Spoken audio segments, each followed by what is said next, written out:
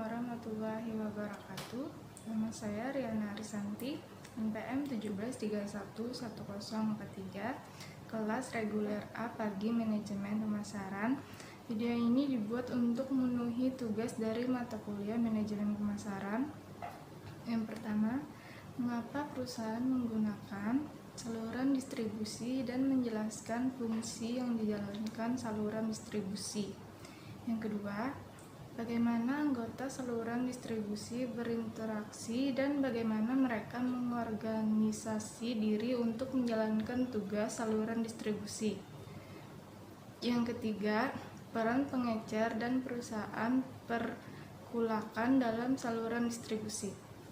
Perusahaan menggunakan saluran distribusi.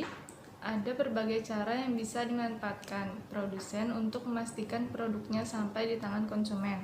Alasannya, pentingnya saluran distribusi dikarenakan oleh luasnya negara Indonesia sendiri yang membuat produsen kesulitan dalam menjangkau konsumen yang tersebar begitu luasnya.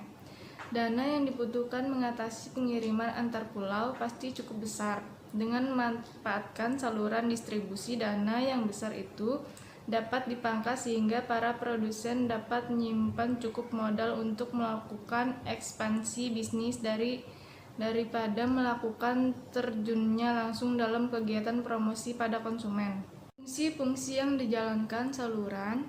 Fungsi utama saluran pemasaran atau saluran distribusi adalah menyalurkan barang dari produsen ke konsumen atau dari perusahaan kepada pelanggan. Selain itu, fungsi lain dari saluran distribusi adalah yang pertama, informasi adalah mengumpulkan informasi penting tentang konsumen dan pesaing untuk merencanakan dan membantu pertukaran.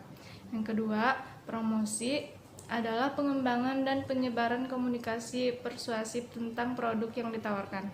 Yang ketiga, negosiasi adalah mencoba untuk menyepakati harga dan syarat-syarat lain sehingga memungkinkan perpindahan hak kepemilikan. Keempat, ordering adalah pihak distributor dapat memesan barang kepada perusahaan. Yang kelima, payment adalah pembeli membayar tagihan kepada penjual melalui bank atau lembaga keuangan lainnya.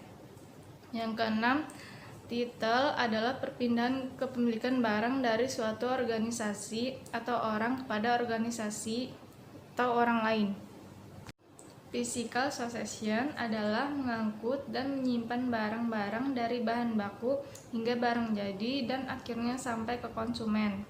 Yang ke-8, financing adalah meminta dan memanfaatkan dana untuk biaya-biaya dalam pekerjaan.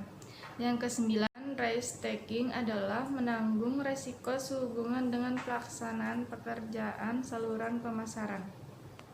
Bagaimana anggota saluran distribusi berinteraksi dan bagaimana mereka mengorganisasi diri untuk menjalankan tugas saluran distribusi, yaitu dengan cara interaksi langsung dengan pelanggan dan perusahaan atau bisa juga mencakup beberapa perantara seperti grosir, pengecer, distributor, dan lain-lain. Adapun tugas-tugas distribusi yaitu 1. Melakukan pengumpulan dan penyebaran informasi melalui riset pemasaran tentang potensi konsumen, pesaing, dan kekuatan lainnya dalam lingkungan pemasaran. Kedua, melakukan pengembangan dan penyebaran komunikasi mengenai penawaran barang atau jasa. Ketiga, melakukan komunikasi mengenai minat pembeli oleh anggota saluran distribusi. Keempat, melakukan usaha untuk mencapai persetujuan akhir mengenai harga dan hal-hal lain sehubungan dengan penawaran. Peran pengecer dan perusahaan perkulakan dalam saluran distribusi. Pengecer atau retailing merupakan semua kegiatan yang mencakup penjualan produk atau jasa secara langsung pada konsumen akhir untuk penggunaan pribadi atau non-bisnis konsumen. Sekian materi dari saya. Wassalamualaikum warahmatullahi wabarakatuh.